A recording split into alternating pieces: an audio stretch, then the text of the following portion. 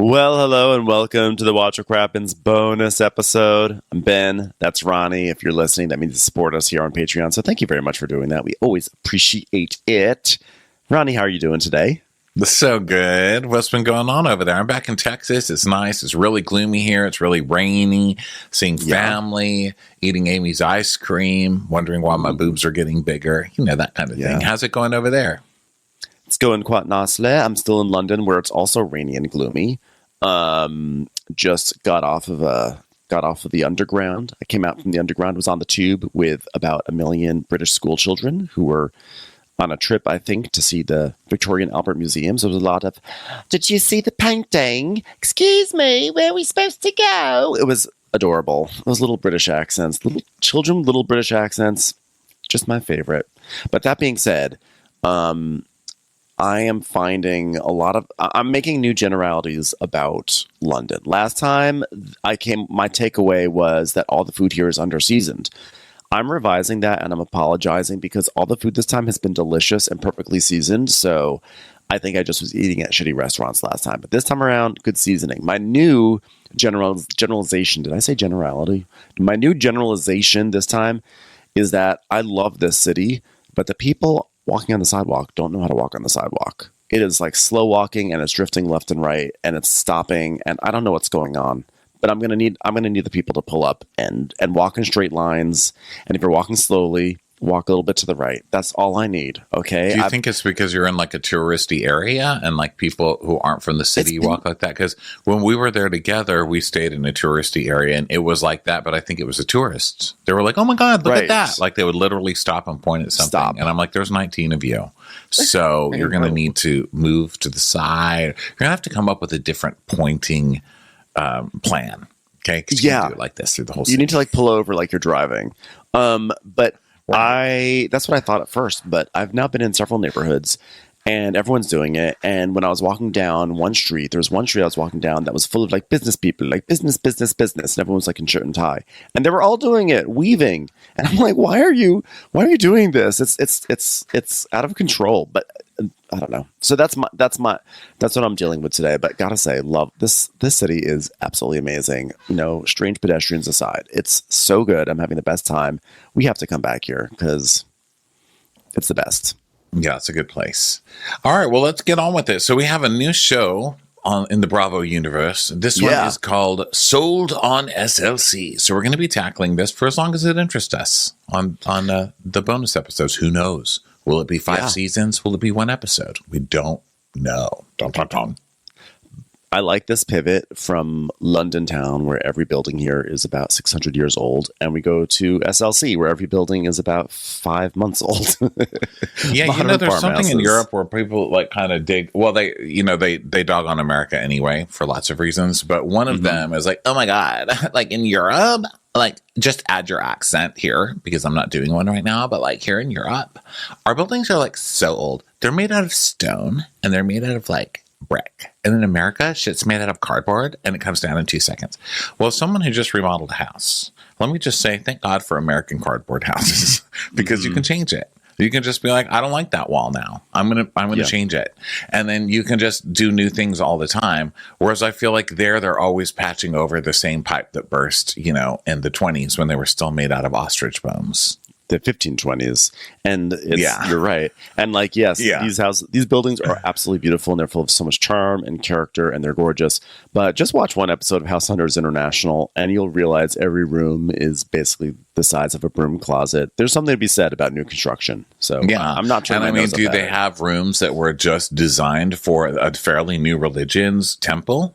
Probably not. Like, do they get to fuck their wife in a temple themed bedroom? Probably not. Yeah, there's not even room for an oversized charcuterie board in most of these rooms. So I don't even know what the realtors do here. This is another trip through Mormonism, which is just weird as ever. And you know what? It's not specifically Mormonism. Mormonism is weird to us because we're not Mormon, but it's odd to us. It's different to us. But it's not that it's so weird. It's just highly religious people to me are just so fucking weird. And I'm from highly religious people. My dad will still pray tongues over a Golden Corral meal. Like, he does not give a shit, you know? Like, they're still pretty highly religious. And even that's a little odd to me just because I'm not a practicing highly religious person, but just seeing people so entrenched in religion cracks me up, especially when they're like fish faced. You know, everybody's got crazy faces and like big fake boobs and big fake butts, and the guys have like those crazy faces and boobs too. And then you've got everybody like, well, I mean, I'm Mormon, but I don't agree with it, so I don't really follow it. So you're not Mormon, so just stop being a fucking hypocrite and lecturing to everybody else about Mormonism when you're not even doing it. You're just doing it because you need the context. You guys are all Lisa Barlows. I don't want to hear it from you. But I guess you have to in that town, right? What, like... Say you're Mormon. Like Mormon enough, have like a toe in Mormonism so that way you don't lose your business. Yeah. Yeah. I get it. Have a smack of Mormonism to you. Yeah. That's kind of like what I mean, most people would call that selling out, but I guess if it's to Joseph Smith, it's okay. Like, I don't know. I mean, listen, we see it in every religion. On SLC. It's called sold. Sold also, out on SLC. I do have a question. Yeah. My sold on SLC. I do have a question though, as well. Yeah. What is the grammar? Is that correct grammar? Sold on SLC. I don't get it. Like, shouldn't it be sold in? No, because it's like, I'm sold on SLC. Like, do you like SLC? Oh yeah, I'm sold on SLC. Okay. Yeah. I was notice that in SLC. Mm-hmm. No, it's sort of like a play on words there. And so it doesn't really work, right? Well, because it's like, these are people who are sold on the concept. And it's like, we're also selling. And should be called sold on and in SLC. Sold in / on. A house was bought in this city, SLC. I fucked my wife in a room that looks like a temple in SLC. They definitely have, for the title card, it's definitely like sold on and then SLC. So like, if this is a hit, I imagine they would, put on different cities as well. It reminds me of Wild On. Remember Wild On? Wild On. It just was called Wild On, though. They didn't even have... I mean, Tara Reid hosted it, so it makes sense. Because they're not... Tara Reid can't handle more than that. If they're going to call it like Wild On, Miami or Wild On Cancun. They're just like, just call it Wild On. She just passes out before the full title. They're like, well, guys, why did we come up with a 3-word title? Tara Reid passed out after the second word. Guys.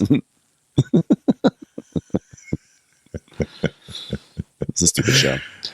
She gets 2 words out and then she burps the third. Can we just get 1-word title? How about that? Just call something the and put her on it, Just call it Wild. All right, so we have sold on SLC. Ketchup. Wild on Ketchup. That's Tara Reid's restaurant, right? It's called Ketchup. Ketchup. Yeah. And she was like, Danielle Staub was there too, and Heidi from the Hills. Oh yeah, because they had a waitress competition, didn't they? Yeah, it was a reality show, and it was like the restaurant was owned by like Mike Boogie from Big Brother, because Mike Boogie actually was part of like this restaurant group that was really big in the 2000s with Ashton Kutcher and others, and they owned like Les Deux and a whole bunch of places, and Ketchup was one of the places, and they had a reality show there.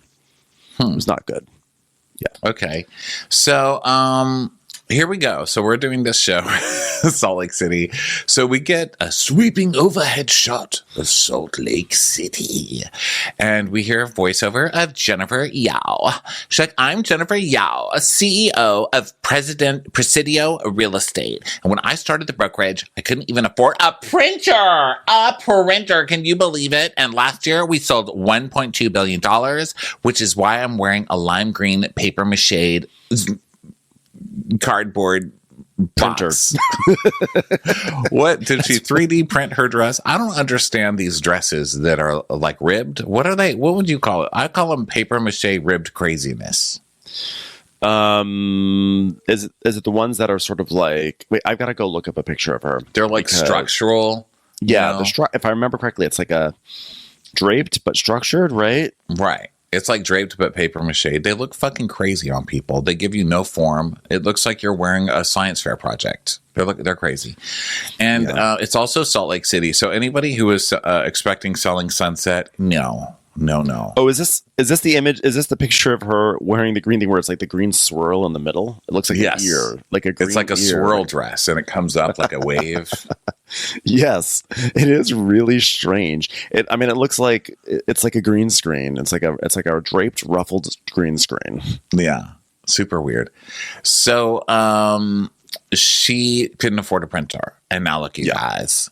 And we see, shots of the cast. Now, this is not Selling Sunset. Selling Sunset is a very glossy, everybody's like dressed to the nine. This is like that, but with polyester and like worse neighborhoods. What would you say? Yeah. What would you say? All I've got to say is that there was a Toyota on this episode as part of the storyline. And I think that's like one of two instances where a non-luxury car has ever been featured on Bravo. The other one being when Lisa Hochstein drove her maid's Honda on Miami last season. So, like, this is definitely not Selling Sunset. Like, we don't see Toyotas on that show. But I like it because they used it as a major tragedy on this show. Guys, we're featuring a Toyota, but it's trauma. It's our trauma dump of the show. And guess what? We want you to feel sorry for the cutest, most failing upward white guy of all time. Slade Squish face Miss Squish. What did you call him? Slade Sadly instead of Slade Smiley. Slade Sadly. Yes, he really is that. He is he's the saddest little squish face I've ever seen. Also, I guarantee you he's cheating on his wife. Guarantee. It's like if someone took Slade Smiley, but then like did like a face swap with the Pioneer Woman,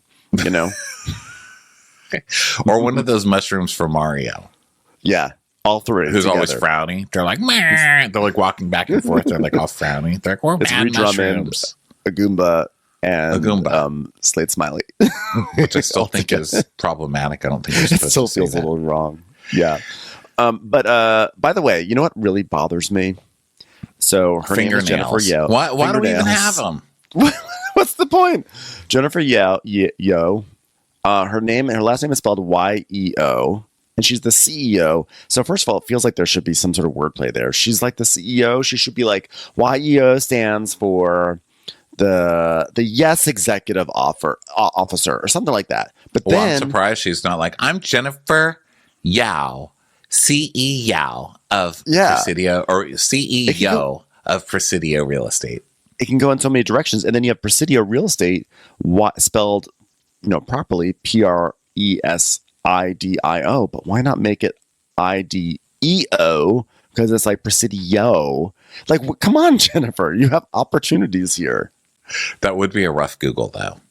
Presidio. Yeah, it's kind of annoying, but still.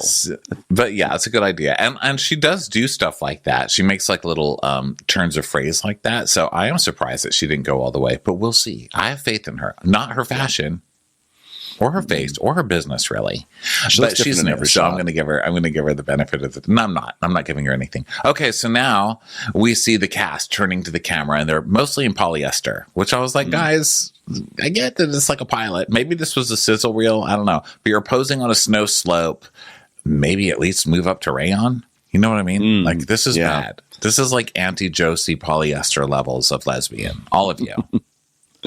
Well, we hear Jennifer doing a voiceover, Jennifer Yao, saying, real estate in Utah is a hot market and values next to a temple skyrocket. In Utah, there's 3 agents for every home sold, and it gets pretty competitive. It's dog eat dog out there.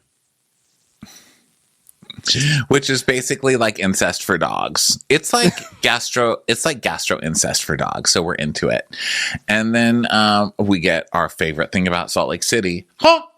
Real estate, we get the choir singing real estate version Haas. And then we see people dancing in a club in slow motion to the Haas. And we see a temple in the Haas. And then we hear Tina. Salt Lake is the epitome of perfection. But underneath it all, people have some really dark secrets brewing. Scandal after scandal. Leave it to the Utahns to have the biggest secrets of all. Right, says Jennifer. So it's going to be real estate, but with secrets. You're gonna sell secrets. I'm pre-approved for a secret. Yeah. So sold on SLC, the title card. And then we see the town, a temple, a trolley, Presidio real estate, of course. And it's a sales meeting. There are so many salespeople here. There's a lot of them. And let me tell you, a lot of these people look exhausted. So like, can I please retire? Please let me retire.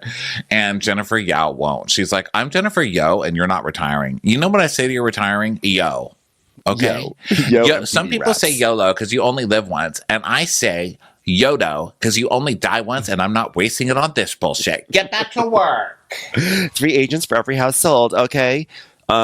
This was giving sort of shades of Vanderpump Villa of, she was gathered everyone around for this big meeting and everything. And there's like slow motion. She walks in slow motion into her like very standard office. I feel like you can only do like the slow motion like walk up if your building has some sort of like columns or a giant staircase that was built in the 1920s. But like walking into just like a generic Utah office, and it's like dun dun dun dun dun dun dun walking slow motion. I was like, you're trying it a little. Well, bit. They're using special effects for things that don't deserve them. Like Selling Sunset, it's like so much hotness and glamour. It's like, ooh, she's walking slow, but this house is $97 trillion and her dress is 96, and then it's like slow. I'm a girl boss bitch. But then on this show, it's like they're all in polyester and they're walking into a metal building.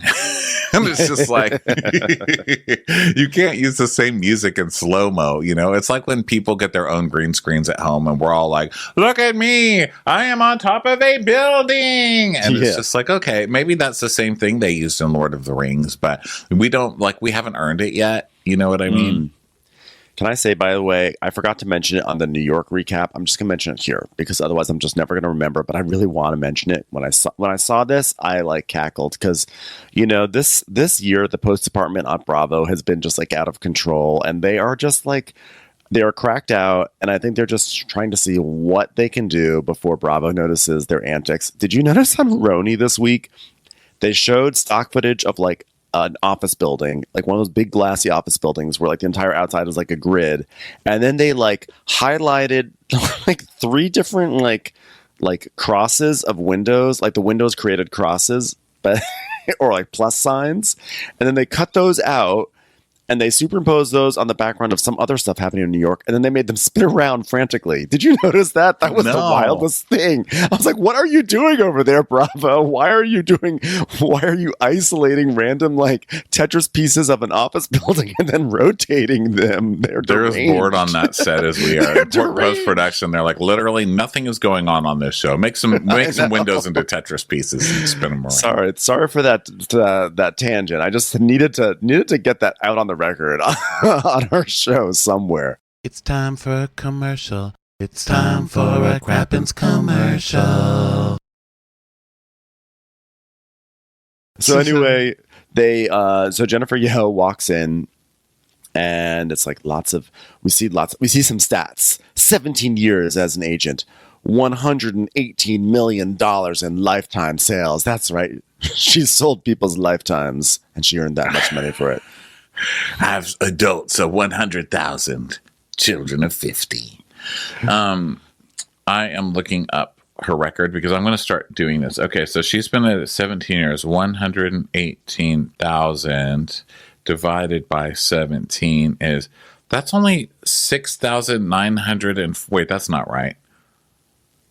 Yeah, it's because 118 million, right? I'm so stupid. 118 million. Okay, that's 6 zeros. I've learned this week, how many zeros are in a million. God bless it.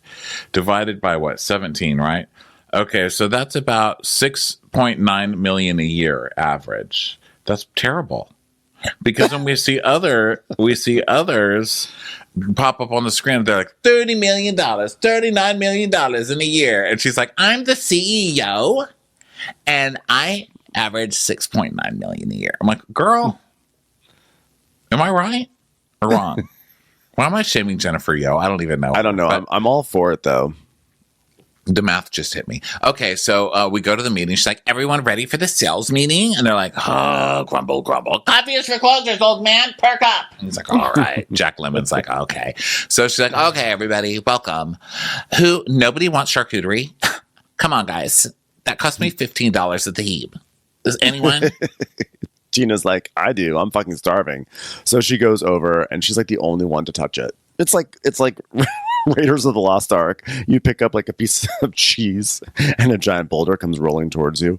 So 100%. She falls for it. And you know that she just did that for the cameras because people are like, I'm not touching that. But what is that new foreign charcuterie tootie or whatever they would call it on this show? Because no one can pronounce it. It's Bravo. But also, they're not. But by the way, it's like not convenient charcuterie because everyone has to sit almost like they're in a movie theater. It's like rows of people all facing Jennifer Yo, and then there's like a platter of charcuterie right in the center in the front. So if you wanted just to have some charcuterie, you have to come all the way to the front. You have to be like, excuse me, sorry. I just want to get over it. No one's going to do that. And everyone's afraid they're going to have a grape in their tooth. So, like, if they were all sitting around selling sunset style on a sofa, I can get it. But this was not conducive to having charcuterie. Oh, so we're eating bread now? No more keto diet, you fat fuck? I feel like that's what people would be thinking about me. Because I would be like, I'm on an all-protein diet, guys. It's amazing. I've never felt charcuterie. I'll have some crackers and some cheese, please. And be like, oh, you fat bastard. I hate having to publicly choose a charcuterie. So Jennifer gives us a little insight into things. She says, Utah is a patriarchal society, and I've been told I run a Barbie brokerage, and I've been told I bedazzle my agents because that's what a woman would do. But I just say, Barbie to billionaire, how's that? I'm like, well... Barbie's already a billionaire, girl. Like, Barbie has a dream house. Yeah, she started there. Yeah, Barbie's already a billionaire. Also, as she says this, we pan over the crowd. Girl, this is not bedazzled agents. These are polyestered old men. What are you trying to sell me? You think just because you say Barbie agents, you're going to pan around and I'm not going to see Jack Lemmon times 20 sitting there? No, it's Jack Lemmon. Yeah, there's a couple of Walter Matthau's even. Mm-hmm. Yeah, it's a crossover movie. Don't gaslight me with your Barbie to billionaire bullshit. So, I mean, I think I saw Chaz Palminteri in there somewhere.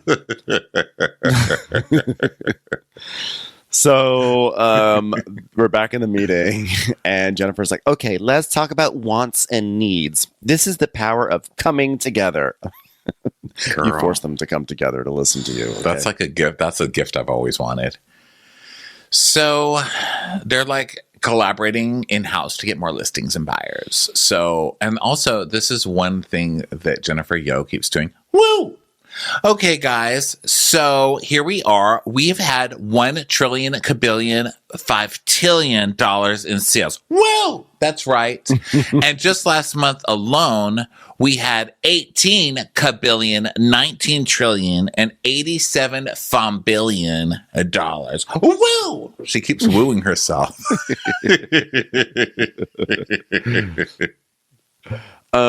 First we meet Tina, who has been an agent for 11 years, and she's made $99 million in lifetime sales, which, by the way, that's better than Jennifer, because Jennifer made 118 over 17 years, and Tina's made 99 million over 11 years. So actually, Tina's rate is much higher. So think about that, everyone who's counting and cares. Yeah. All three of you. And so Tina's like, in Utah, I'm a unicorn. And of course, I immediately thought she's a swinger who just goes with everybody, right? Because that's what we learned on Salt Lake City. Because Brittany calls herself a unicorn. And then someone emailed us and was like, a unicorn is a swinger slang for a single woman that can go with, she's unattached. So when they're swinging, she can go with anybody. They can just pick her and then they'll have to fuck the husband too. So that's supposedly what all that meant. But, I don't know what I believe in a Reddit comment or an email, but everything. Let's be honest, I believe everything. But that's what we learned. So that's what I thought she meant. But no, she meant actually a unicorn because she's black, she's lesbian, she's a single mom, she's got amazing tits, she's got phenomenal cheekbones, she's funny, she's ambitious, she's clever, she's got a great ass. Did she mention the tits? Oh, fucking unicorn. And then after she says all this, we see this guy, Matt, and he's giving like Tina like a nasty look, but we also discover that that's kind of his resting face. So then we hear Matt and he's like, Tina Edwards is ex-Mormon, and I don't know how Tina feels about Mormons, but I do know when people leave the church, they tend to become bitter towards it. And yeah, actually. Usually, or the church becomes bitter to them. I think you're not a bombshell revelation there, because a lot of people have had pretty terrible experiences with the Mormon church. So congrats, Matt. For good reason, you little fucking tattletale. So we automatically know he's the villain tattletale. He's like, I'm more Mormon than you, and I'm going to try and get more business because I'm more religious than you. He's one of the most evil villains we've ever seen, not because of Mormonism, but because of somebody using the religion against you, which we're going to be seeing a lot, probably, in the coming years. And I've seen it a lot in the past throughout history. These people who are just like going to cling to whatever success they can by acting like they're more religious than everybody else and getting everybody else murdered and burnt at the stake for not being as religious as them. You frowny face little fuck.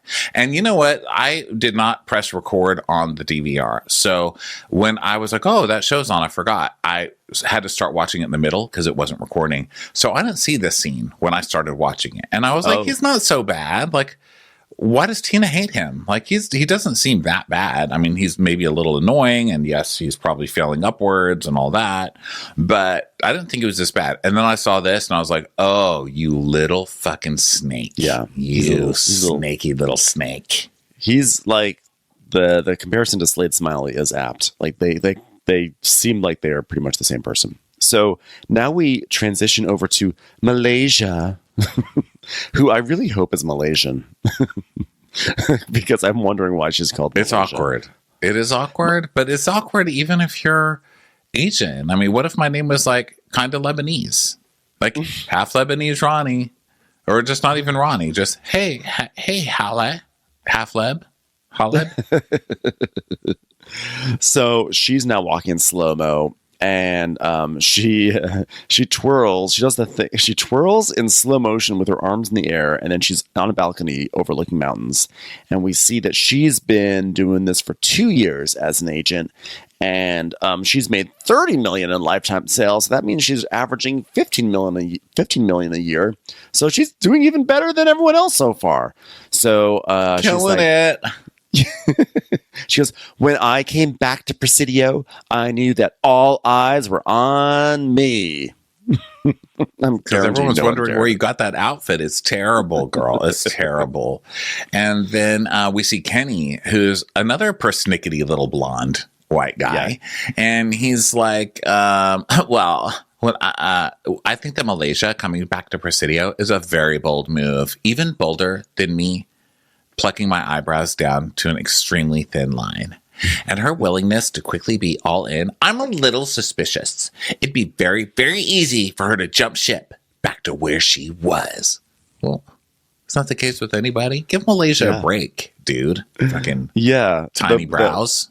The men are so insecure on this show already. Like, right out of the gate, they are just already like plotting and undermining the women. And I'm not going to stand for it. Let Malaysia be free. Yeah, let Malaysia and her stupid name be free. Yeah. She goes, because it's not spelled right either, right? Is it? No, it is. It is. It is spelled right. At least it is in our notes. Maybe, let's see. Malaysia. How do you spell Malaysia? I'm going to look it up. On SLC. Because I'm not very bright, and I'll admit it.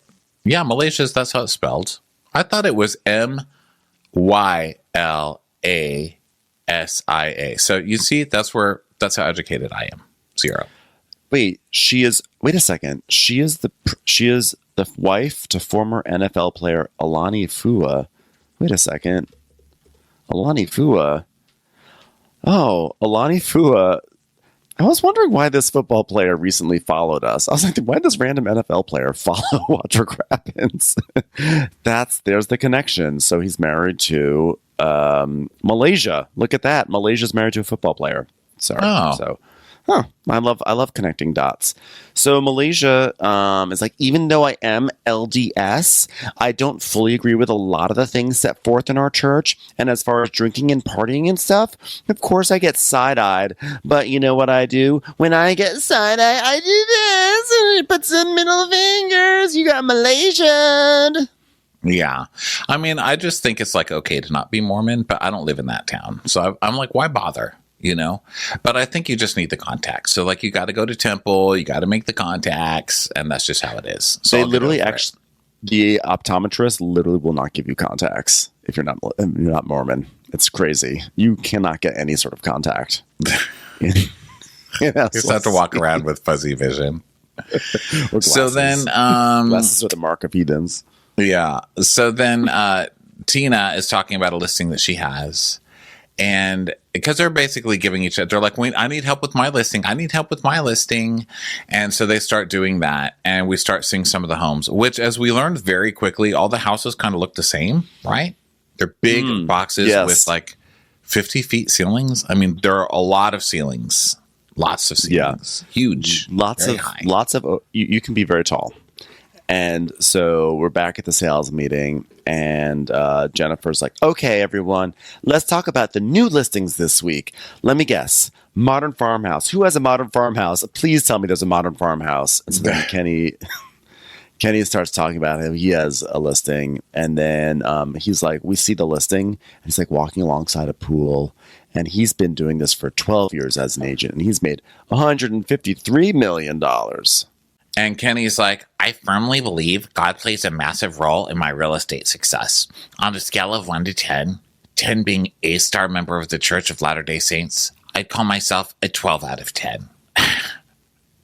Wait, so is Kenny the guy with the little eyebrows or the guy with the squish face? Little eyebrows. He's the one. Oh, okay. Like, I shouldn't have made looks that like face. a pocket. That was squish face. Yeah, but Kenny looks like kind of like a pocket-sized Blake Griffin. Do you know Blake Griffin? Well, either way, if you look him up, he's like a little pocket-sized version of that, and he's apparently very, very, very, very Mormon. So Jennifer is. Then we come back to the meeting. And Jennifer's like, all right, everyone, we're looking for a realtor of the year again. Last year we had Matt. Matt, stand up. Now sit down. Now stand up. Okay, move to the left. Now sit down again. God, it's so fun to do that. Okay, Matt, now seriously, stand up this time. So Matt's like, hi, everyone. I'm the best realtor here. I am such a good realtor of the year. I've got tons and tons of listings. Don't mind me. I love Toyotas. Yeah. He's the religious tattletale. Matt. And Matt Squish Face also. He's Squish. So then, and we'll find out more about Matt later, actually, just who cares? Spoiler alert. Matt won Realtor of the Year, but he just had to trade in all his cars for a fucking Toyota because he can't afford anything because he can't sell anything except his brother-in-law's house, which he still hasn't sold. So how did Matt get Realtor of the Year? Like, this is so typical. Like, here comes this hot fucking blonde guy, and he gets Realtor of the Year because he works out the most. That is bullshit. Okay, I don't like it. And she's like, oh my God, my little underdog. Matt is not an underdog. The world is handed to Matts. Okay? Yeah, he's an overdog. So Tina says to us, if you ask me who has used car salesman energy, pouring from their pores, I would say Matt Jones. So now it's time for Matt's slow motion introduction. So he's walking slow-mo, and he's like, yeah, I have to double what I did last year, and I am not going back to selling freeze-dried food storage to Mormons. Sure. I was like, whoa, that got strange. That's specific. That was a specific backstory there. I actually love his confessionals, I think, the most on the whole show, because every time I'm like, what? And he's always trying to do some kind of burn, but it's like, what the fuck did he just say? So he's like, sure, Mormons love buying freeze-dried food, but they also love buying houses. Snap. I'm like, what? What? Did you work on that?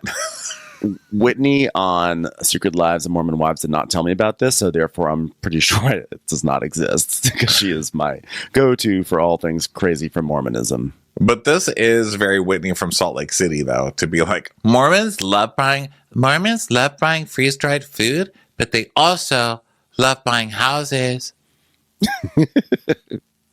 There must be some story with this. Is it because of large families that they need to buy freeze-dried food? Also, why are we maybe being like so end of the world shit, maybe like prepping? Also, like, why is he not saying freezer? Like, he's like, I am not going back to selling freeze-dried food storage. I'm like, freezers. No. He means freeze-dried, like space food. You know how they freeze dry food? It's like, haven't you had space ice cream? It's freeze dried, and you open it and it's dry. They take all the liquid out of it. So it's not frozen. So in space, I guess you add liquid to it or something. Well, what is freeze-dried food storage? Isn't that just then like pantry box? Or I think maybe storage? He sells the containers for the freeze-dried food. I don't know, like Tupperware for freeze-dried food. In my mind, I was thinking like desiccated coconut or whatever that was like frozen. I don't know, but like now it's gotten even weirder. Yeah, it's freeze-dried food. We should look it up. Guys, we're going to learn so much on this show. Mormons and freeze-dried. Why do Mormons like freeze-dried food? Let's see. It says Mormons often favor freeze-dried food because of their strong emphasis on food storage and emergency preparedness. Oh, it is prep. You guys, hi, I'm very smart. I may not know how to spell Malaysia, but I can see a prepper. Okay. As their religious teachings encourage them to be prepared for potential hardships by stockpiling non-perishable food. You guys, after all this bitching about Mormonism, I could totally be Mormon because when the pandemic happened, guess who people needed to come to for toilet paper? Mormons. Paper towels. Me. Oh. I had them up the wazoo. I had so many because I ordered them if I want ice cream off of DoorDash or Instacart, but I don't have a whole order, I'll order like a big thing of paper towels because you'll always use them someday. And so I ended up having a whole room full of paper towels. Wow. I'm Ronnie Smith. I still don't know exactly what freeze-dried food storage is, though. Is it just jars? I'm looking online. I'm looking at images. It looks like it's just jars. Was he selling jars? Yeah, it's like Tupperware, I think. Freeze-dried food storage. And why are you glad you signed up for Patreon, by the way? Why did he hate it? He's like, I'm not going back. I'm not going back to selling freeze-dried food storage. To me, it looks like big plastic containers of stuff. It's like Costco storage stuff. Is it modular? Okay, so now they're back to the sales meeting, and Malaysia's like, whoa, real quick. Sara Martindale just listed this week. It's a 5-bedroom, 5-bath. If anyone can help Sara, that would be great. My name's Malaysia. And then we see pictures, and then Jennifer Yo is like, where is Sara anyway? Doodity-doot, doodity-doot. Flash to Sara's neighborhood, or a house that Sara is showing. And she's like praying in another language, which I don't recognize right off the bat. And the subtitles are like, Lord, may you bring the right buyer to this house. In Jesus' name, amen. And then we transition. We see Sara. And she's gorgeous. This girl's like beautiful. And she's like holding flowers. She looks like a young, gorgeous bride, darling. She's looking at a mirror and smiling at herself. She's also our lowest earning realtor because she's 6 years as an agent and has only made $28 million, which is an average of about like just under $500,000 a year compared to someone like the other. No, 28 million. 28 million. 28 million divided by 6. You're getting my disease. I'm wearing golf. I'm sorry. That's only about 5 million per year as opposed to everyone else was at like 9 million. And at like 15 million. I'm just saying. She was at 4.816.666 million. Whoa, that is satanic. And she might be the villain. And that's what her number came out to. There's a 666 in it, everybody. Watch out. Mm-hmm. Commercials. Here comes one right now. So she moved from Brazil 8 years ago, and then she met Chris. And then we hear Matt again. I think Matt's our squish face. And he's like, her husband is a broker at a different brokerage. I don't know why Jen allowed that. She's sleeping with the enemy. So then Sarah's like, when I saw her with Jen, she was very supportive and we became close friends. But lately, I would say she's been a little slippery. I tried to grab her and like, a bloop. Bloop. So then she's like, hee. And then we see this house showing. And guess who she's showing it to? Hi! Love that. Oh my God, is this the front door? This is like the biggest front door I've ever seen. I love that. Yeah, I just got back from London and I spent like so much money at Prada. They invited me to Wimbledon. I was like, thank you. So then we see the Beso party from Real Housewives of Salt Lake City, and Sara was there. And Lisa like, oh my God, Sara, hi. Yeah, and that like opening party when it seemed like there were all these random people who were auditioning to become friends of, Sara was one of them. So Sara tells us Lisa's not sure between buying or selling a house, but honestly, this is a huge opportunity for me, and like we're talking lots of money. So how do you say cha-ching, cha-ching, ching, cha? Maybe our cashier machine sounds different in Brazil. I do imagine the cash machines in Brazil are just like samba music playing. Like you press the button, it's like you just get a moment. It's just like a lady in like a bikini with like feathers everywhere. It's like your cashier. It's like the lady of the dancing emoji of the lady in the red dress.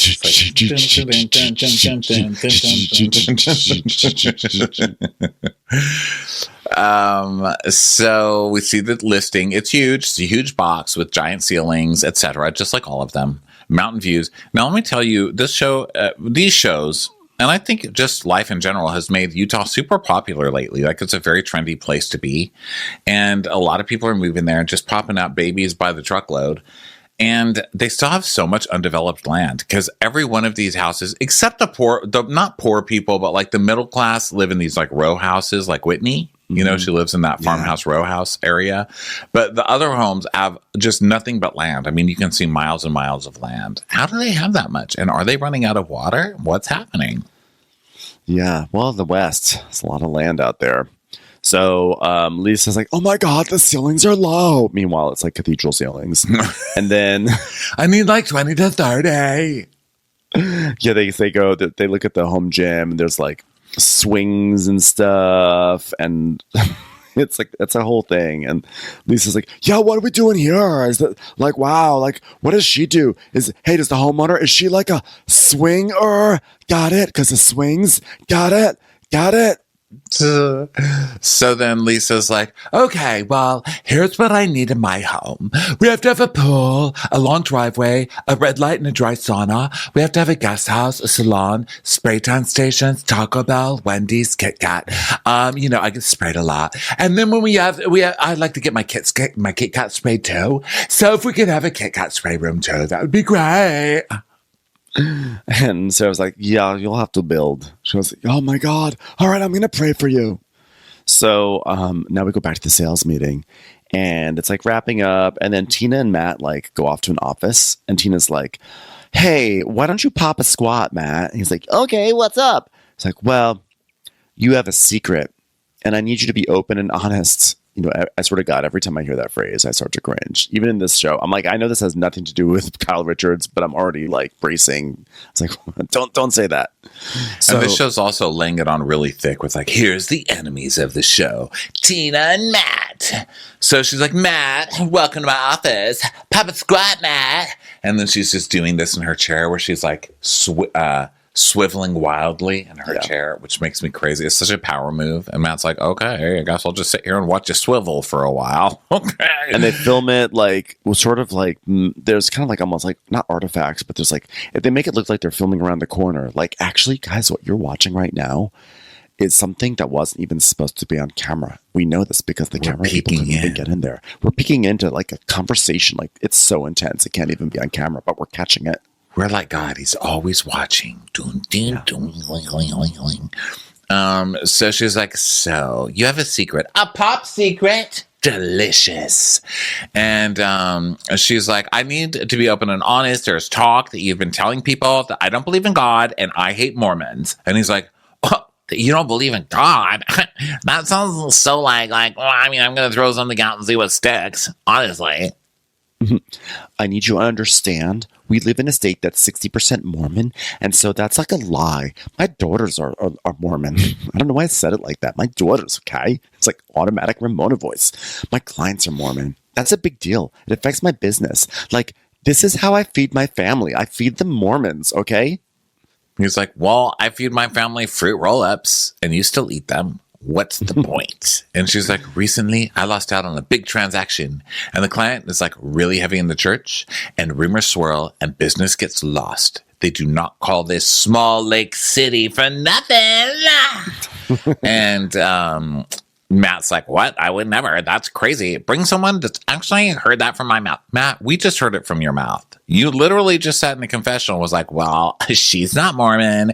And we know, I don't know how she feels about God, but we know that they're bitter. We know that they're bitter after. So we've heard you, Matt. We've heard your bullshit. And you did say this. So just cop to it.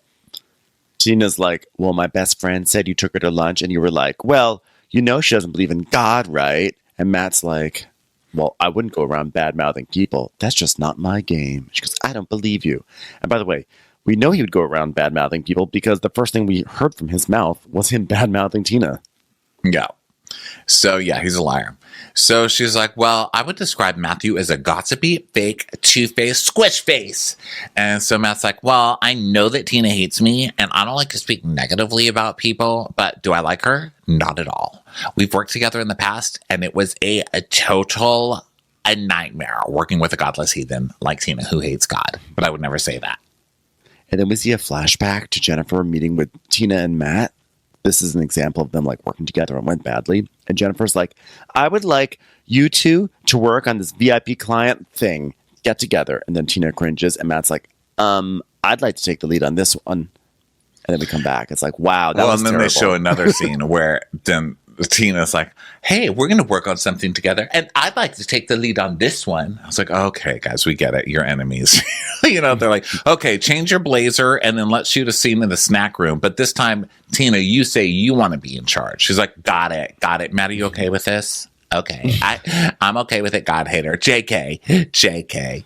Oh my God, add a Rowling to my end and I could have written Harry Potter because I'm JK. Okay, Matt, you're hilarious. Okay, shoot. Well, we hate each other. So we go back to Tina's office and Malaysia walks in. She's like, hello, is everything okay in here? Malaysia's entering. And Tina's like, Matt, if I come to you with real shit and you're not man enough to take it, and Matt's like, my perception is incorrect according to you. And Tina's like, well, you're not used to people coming to you with real shit. What is she talking? What is she talking about? This so stupid, and neither one of them makes any sense. Because he goes, "Yeah, my perception. What does that mean? My perception is incorrect according to you. You're not used to people coming at you with shit." And he goes, "Okay," and she goes, "Still talking." It's like, oh God. So he just leaves, and Tina's like, "Oh, he can't handle it. He just can't handle it." And Malaysia's like, "I'm Malaysia." Thank God I walked in here, made sure everything was okay. So then Malaysia goes, what happens in the dark always comes to light. Thanks, Malaysia. What is Malaysia talking Why about? is she walking into offices and saying that? So stupid. So now we go to Jennifer. Slow motion. Jennifer's going to a listing at Elk Court.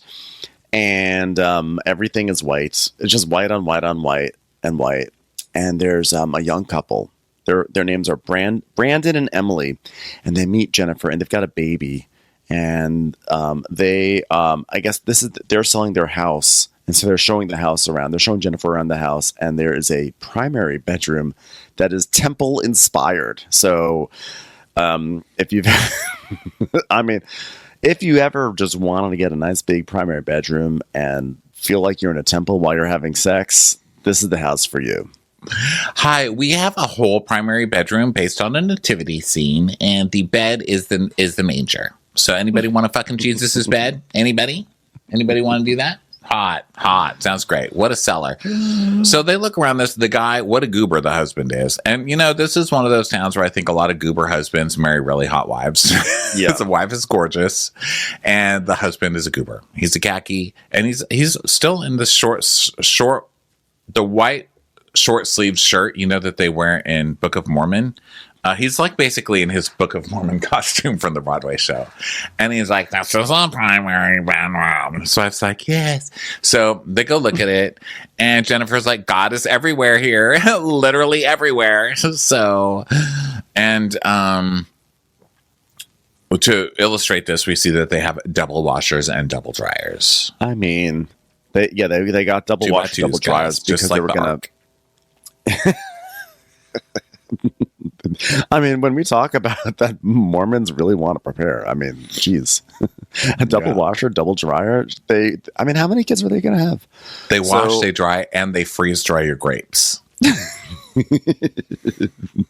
Always be washing and drying. So, they are going to... I can't believe they have no double washer, double dryer. That really caught me off guard. So Jennifer then says she doesn't remember all of her clients' kids' names, but she remembers the names of all her clients' dogs. So that's nice. It's hilarious. Jennifer. She's just ready for this. So then we go see... Malaysia's like, whatever's in the dark comes out in the light. Am I right, everyone? Malaysia, stop saying that. So then we go over to the house that Matt's showing. And, we go to his actual house. We go to Matt's little house. And there's kids everywhere. It's like 97 children. And they're all named crazy things. Well, not all of them. One. He's got an Addie, that's normal. An Enzo, that's normal. And a Leo, which is normal. And then they have a Dallin, which I think was their first. But then they couldn't just keep coming up with silly names. Like, oh gosh, we already have an Alan with a D at the beginning. Should we have a John with a M at the beginning? Mon? I don't think so. Maybe people will think he's singing reggae. Okay, well, what else should we do? Should we have a Sam with a D in the start? A Dam? I like Dam, but that's kind of a curse word. I don't want to get thrown out of town. Let's just go with Enzo. Let me tell you something. These children, their names are the clue to a hidden treasure because they're a crypto wallet. You put them all. It's Square card. Dallin, Addie, Enzo, Leo. It's like, wait, say it fast. Dallin, Addie, Enzo, Leo. Dallin, Addie, Enzo, Leo. Dally, Addie, Enzo, Leo. Oh my God, I know where the treasure is. It's in the mall. Hi, kids. It's me, Malaysia. She pops up out of a genie bottle. It turns out that's the phrase. Malaysia's just been a genie all this time, waiting to be summoned. Dally, Annie, Addie, Dallin, Addie, Enzo, Leo. I've been released. So his wife, his harried wife, and I'm not saying hairy, I'm just saying harried because you can tell she does everything. She's just like exhausted. She's slapping peanut butter on sandwiches, getting the kids running around, roping them. She's got a rope in one hand where she's roping one kid climbing from off a ledge while she's making a sandwich. She's bathing the other one in a sink. She's, braiding the other one's hair up in the rafters. I'm like, damn, girl. She is elbow deep in that Instant Pot. I mean, she is like scooping out gruel for these children because they're on a shoestring budget, and she is making like the beans and whatever. Like that Instant Pot. Why would they call a pot that takes literally the longest out of any other pot in your kitchen? Why would they call it an Instant Pot? It's like the weirdest branding I've ever heard. I don't know. I'm sure there's some reason. And as far as I'm concerned, what was happening in the dark is going to come out in the light, Instant Pot. Okay, Malaysia. So she's Jennifer and Jennifer is talking to Brandon and Emily, and she's like, they say, because I guess that's the wife. She's like, so they say if you make beautiful children, you should continue to make beautiful. Oh no, this is Jennifer back at her listing. So she's like, well, guys, you should build another because I think this house is worth $3.5 million. I mean, there's so many nice furnishes. People can fuck at the temple. and then you can really clean those sheets afterwards. Like you'll never worry about how quickly you can have to clean your temple semen stained sheets because you got a lot of washers and dryers. So then we go back to Matt's house, and Matt tells us, I was 22 when I met Nicole and had served a mission in Brazil. And after 2 months of dating, I asked her to marry me at an Olive Garden because when you're here, you're family. Anyway, people get married young, but he said that. That wasn't us. He said that. People get married young in the church because they want to start a family young. And then we hear, like, what went wrong there? Yeah. He goes, well, maybe some of them just want to have sex. But personally, I want to have as many breadsticks as this woman could have eaten. I want to have many children as this woman could have eaten breadsticks. Sorry, I got confused. So then back to Matt's. So then we see him pulling out Enzo's tooth, which is loose. And then his wife, Nicole, is like, tell me about your work, honey. I'm like, oh my God, is she changing the oil on the car while she's making a French toast? This woman literally can do everything. Matt's like, hold on, I'm getting a $5 bid on this tooth on eBay. So, got to make the ends meet. So he says, the things are a only little bid rough. I have is for $3. It's from someone named Malaysia. It's Malaysia! He's like, things are a little rough. My one listing is my sister and brother-in-law's house, and we've had to make some sacrifices. Got rid of the Escalade. Now I'm driving a Toyota Camry. It's like, oh, the shame. And actually, it is kind of shameful because when we see the Toyota Camry, we see it's like an old Toyota Camry. It's like an old used Toyota Camry. It's sad. It's not like a 2023 or something, you know? So he's not doing well, which is why he's going to get witches burnt at the stake for the Mormon church. So he's like, yeah, it's rough. But my wife even has to work and bring in money. Oh, gosh. She has to work. Oh. Which is really hard because they've got 97 children. Like, it's a lot of work. I do not eat. It's got to suck. And she's making the dinner, and she's doing the this, and she's doing the that. And I think he's cheating on her. I'm just saying it right now. I think the man is cheating on her. He's giving me slimy cheater vibes. I think everybody on the show could be gay, women and men. I don't really understand the sexuality in that town, but I'm getting Sean Cody cheater vibes. Do we think he did a mission in Brazil? Do you think he knew Sara from back in Brazil? Do you think that's his big secret? Oh, I don't know. But no, his secret is that he's telling people that Tina are godless. Oh, yeah. So now, but like Nicole, his wife, is like very patient, and she's like, I know you're trying the best that you can, and like I appreciate all your sacrifices. So anyway, let me get back to serving food out of this this bottomless Instant Pot, and then I'll get back to my 5 jobs. I'm sorry, I'm going to need to add some more milk to this dry corn that you brought home from your last job that we're still eating off of. Hold on, Matt. Let me just put this Instant Pot under your eyes so I can capture your tears for seasoning.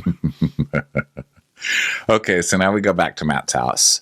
And, no, we don't. We go to Trixie Choir Music, and then we see Tina's house. So now we're going to Tina's, and this is her first house since divorcing her husband. And so I'm getting pink and gold, and that's what she does. Everything's pink and gold.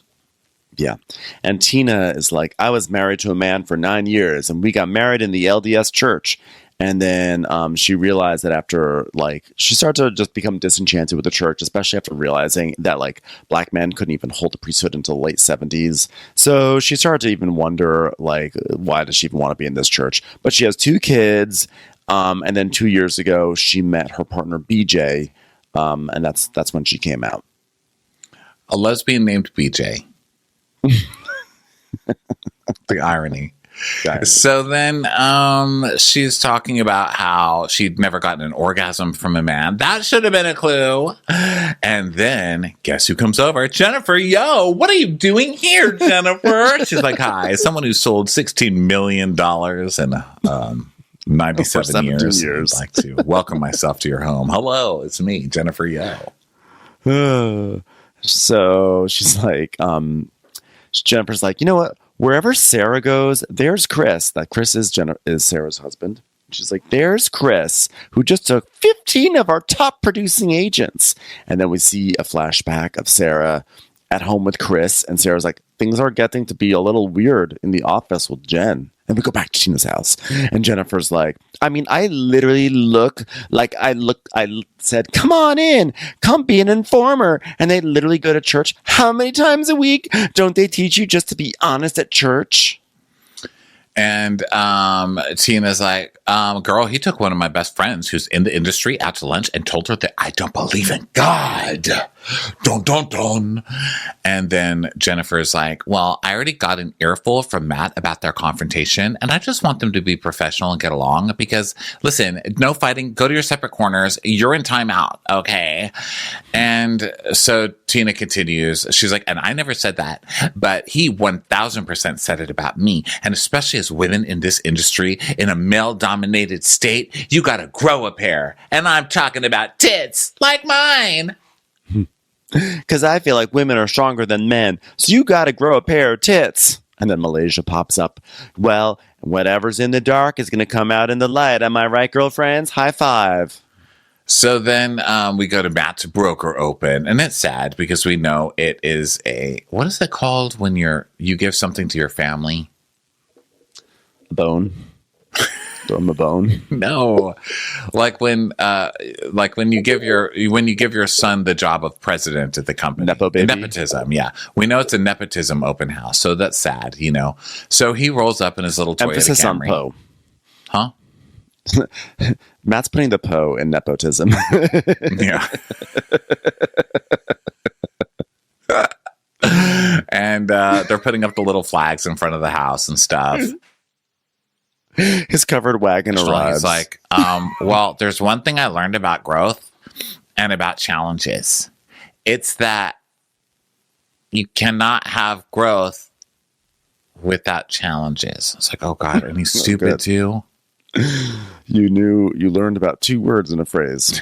So he comes in and he's like, he's doing some sort of prep with a hot guy. There was like some hot guy that was helping him, and then he just disappeared, the hot guy. And he's like, yeah, like they're going to judge me about 2 things, the house and the charcuterie board. And then like a berry falls off and just like on the floor, just lying there. So Jennifer arrives first because she's like, wow, Matt, he's cute, but he's dumb as rocks. So I got to make sure he's doing okay. Because they're all like, wow, this is Matt's first time with the brokers open. Matt doesn't normally sell houses that are above $1 million. Matt normally sells $200,000 split level ranches that got rejected from house hunters. So he's really out of his league right now. We got to make sure he's doing everything right. And then we see why he's a failure, because he's just lazy and doesn't do anything right. He leaves cat litter that's full, a cat litter box out that's full. And he's like, who cares? And then he leaves all these bathroom products on the counters. And she's like, why are these here? And he's like, I told him to get rid of those. But then they cut to him telling his assistant, just leave them there. It's lived in. So he's a liar. He's lazy and he's unprepared. So that's what we're seeing. And that's why we see that he's evil. You know, and I'm glad they showed all this stuff on the show. And then Jennifer's like, I really believe in him. He's my great white hope, which might not be the right way to put it, but actually it tracks. So I'll keep it in. And he's really hot. So yeah, when she sees the cat litter, she's like, what is this doing here? And he's like, because the cats, because if they have to go. She goes, well, where are the cats? He's like, in the basement. She's like, well, put this in the basement. So then they put it in the basement, but they put like a GoPro in the kitty litter or something, because there's like this shot from within the kitty litter looking up at Matt's face, and then you see him bringing the box down into the basement, leaving it there. I'm like, did you just put your expensive camera equipment in kitty litter? That's what I want to know for production. So then the realtors start coming in. You know, the realtors are there, the brokers, whatever, realtors, they're all there. And so Malaysia's there, and she's like, comes out of a teapot. She's like, whoa, so this is your sister's house? I didn't know you had a Hispanic background until you mentioned your sister. And he's like, oh, we're not Hispanic. She goes, what are you? He's like, white. Are you teaming up with Tina right now? Are you teaming up with Tina right now, Malaysia? And we see a picture of Matt's sister, Meg, and basically, like, she looks very Latina.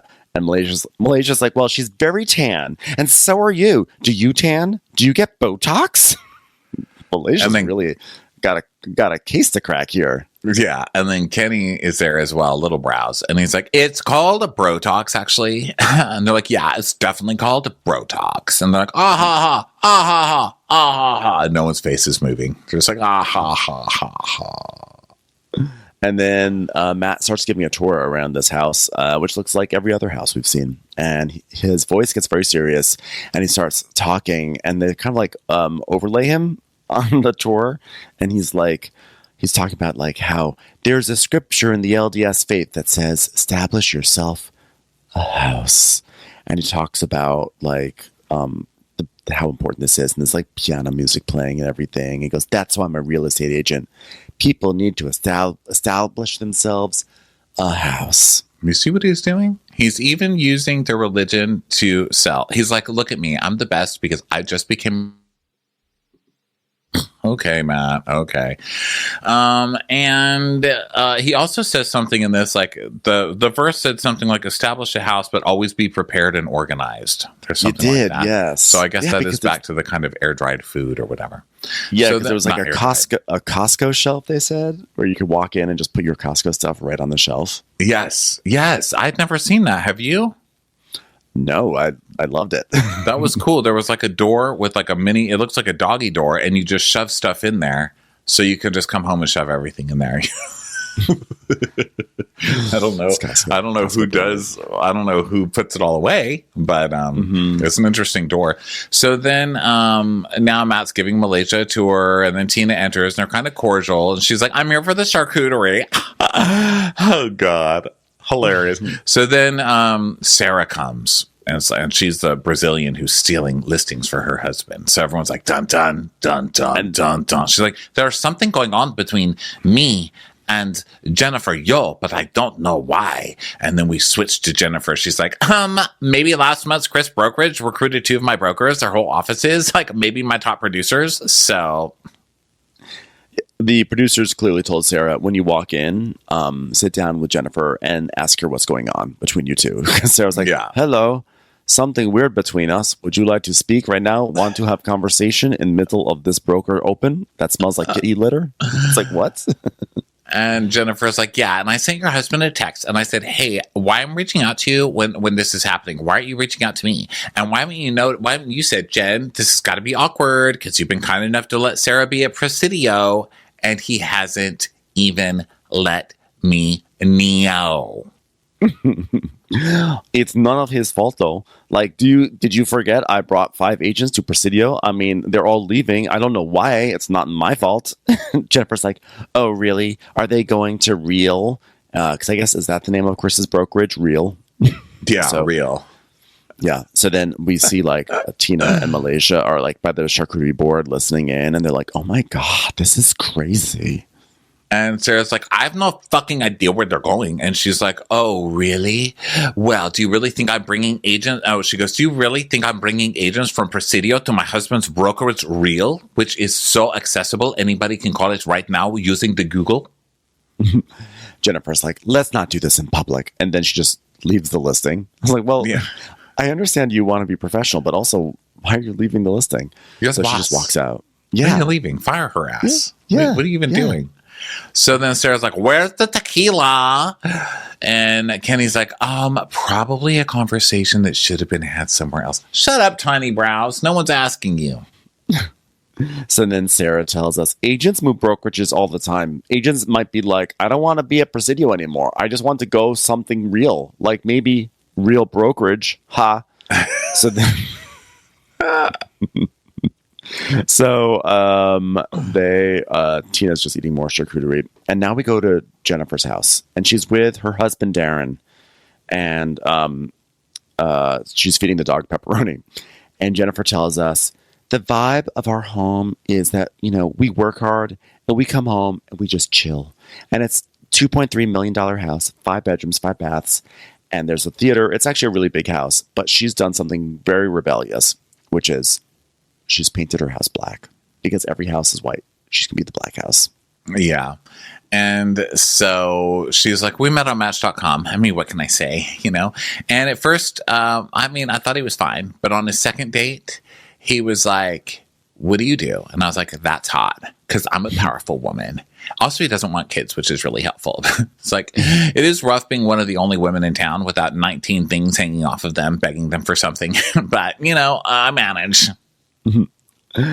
So she thinks Jennifer feels really bad for Matt because she feels like his family doesn't support him. Because one thing we didn't mention was that during the house tour, there is a back door to that house, Matt's brother-in-law's house, and there's no stairs that lead from the back door, like the 2 feet or the 1 foot down to like the patio. They just never bothered building a staircase, and they didn't bother building a staircase in anticipation of putting the house on the market. So Jennifer feels like the family gave Matt a shitty house and then is also asking for like discounts on commissions and stuff. And so she feels like his family's taking advantage of him. Yeah, but they're also giving him something by giving him that listing because they didn't have to do that. Although it is going to save them a bunch of money, so I get it. But also, who are these people that just can live without the step down? You had to step on a pile of loose stones to get to your backyard. Who does that? I think a lot of these homes too are just house of cards type things where they're just like built with $5 because they're so huge. What it is. And I just think they're probably all missing something, you know? Yeah. It's like, here's a bathtub, doesn't have a drain yet. We'll worry about that at some point. So the reason why this is all being brought up is for the most ridiculous thing, which is that Jennifer, she was really abandoned by her family when she decided to leave the Mormon church. And so sensing that Matt may not have support from his family, it just makes her want to just like open her heart to him. And like her heart, she just wants to root for him because he doesn't have family. So she assumes because of that backstep. So she wants to be there for him. Even though she knows the family just gave him this listing. She's so kooky. Okay, so now at Sarah's house, Jen's on her way. Dun, dun, dun, dun, dun, dun, dun, dun. And we see her husband, who is also so gooberified. I mean, my God, this one has like a little DuckTales thing. He's like bald, but then has like a little DuckTales flop in the front of his hair and really thick eyebrow penciled in. It's like, oh, okay, come on. So Chris is there and he's like, no, it'll just be good to get this done, and let's just understand where she can understand where we're coming from and hear her point of view, and we can just focus on selling some houses. And Sarah's like, yes, ex-boss, get it, because you're not my boss anymore, you're ex-boss. Think about it, it's funny. So Jennifer comes and she's like, Jennifer Yo comes and she's like, wow, your house, it's high on a hill. Wow. And there's no cell service. So that's great. She doesn't walk in and say, wow, what a beautiful home. I mean, at least fake it. But she's like, wow, you're pathetic. So you don't need cell service here. Okay. You know what? This is not, she's like, she has this whole spiel about like, she's going to be professional because she's going to their turf because that way they'll feel safer, even though it's ridiculous that they should be coming to her turf instead. So Sarah tells us, Jen's losing a bunch of agents. I know it's affecting her business and Presidio is her baby. So I get it. But Jen doesn't understand this. Not my fault. Maybe it's her fault. I don't know. And I'm not here to steal agents. I'm just here to sell houses to Lisa Barlow. Yeah. So then, Sarah's doing this like prayer thing. She's like, I am praying in confessional. So then Jennifer's like, okay, well, guys, let's have a seat. I feel a lack of transparency. You guys, I put my neck out for Sarah to be an independent woman. And all of a sudden, 2 of my brokers, 14 of my agents, which are my top producers. I mean, it just feels like poaching, Chris. It feels like poaching. And Chris is like, well, it's none of those things, Jen. And agents come and go. And that's never fun. Am I right, Jen? Doesn't that just suck when agents come and they go? Well, it feels like some shady business is going on, and this is not working for us. And that's all I have to say. And I like that Chris was like, we're going to get over here and give her some real answers. And then she comes there and he's like, yeah, sometimes things happen. That's my answer for you. Seasons change, people change. Okay, great song by Expose. Look into it. Bye, bitch. So that was the first episode. I liked it. I liked it quite a bit. I thought it was very funny. It was stupid, but it was like, it was like a fun trifle, Yeah, it was pretty fun. So I'm interested to see where it goes. We're interested to see what you guys think. Yeah. Thank you so much for listening to this. We'll be putting some more episodes up in the coming weeks. This one we will probably release. This will be a 2-parter, but we'll probably release it while we're gone as well on the Christmas break, just so you don't get offended. But it won't be for weeks and weeks that anybody else gets to hear it. But the rest of them will all be Patreon. And we thank you so much for being here, guys. Thank you so much. Thank you so much. Bye. I'll catch you on the next episode. Bye. Watch What Crappens would like to thank its premium sponsors. Ain't no thing like Allison King. It's always automatic with Ashley Auto. Ashley Savoni, she don't take no baloney. Put your hands together for Carly Clapp. Get on the right foot with Chrissy Offutt. Dana C. Dana Do. Aaron McNicholas, she don't miss no trickolas. Jamie, she has no last namey. You'll never hide from Heidi Eleanor Jones. Hava Nagila Weber. Know Your Worth with Jason Kurth. Sip some scotch with Jessica Trotch. She's our favorite streamer, Caroline Peacock. Kristen the Piston Anderson. Bringing the funk, it's Leslie Plunkett. She gets an A from us, it's Lindsay D. Let's give a kisserino to Lisa Lino. Always killing it, it's Lola Alkalani. We love her on the rocks, it's Melissa Cox. Megan Berg. You can't have a burger without the Berg. Have a heck of a time with Rebecca. The highest tally, it's Sarah McNally. Cast a spell with Shannon Spellman. The Bay Area Betches. And our super premium sponsors. Somebody get us 10 cc's of Betsy MD. We're taking the gold with Brenda Silva. Let's get real with Caitlin O'Neill. Don't get salty with Christine Pepper. can't have a meal without the Emily sides. Nobody holds a candle to Jamie Kendall. We got our wish, it's Jen Plish. She's not harsh, she's Jill Hirsch. She's a little bit loony. Junie. My favorite Murdo, Karen McMurdo. We love him madly, it's Kyle Pod Shadley. Let's go on a bender with Lauren Fender. She's a whiz, it's Liz Sarthy. The incredible edible Matthews sisters. She eases our woes, it's Melissa St. Rose. Give him hell, Miss Noel. Ring that bell for Rachel. She's the queen bee, it's Sarah Lemke. Shannon, out of a cannon, Anthony. Let's take off with Tamla Plain. She ain't no shrinking Violet Kuchar. We love you guys.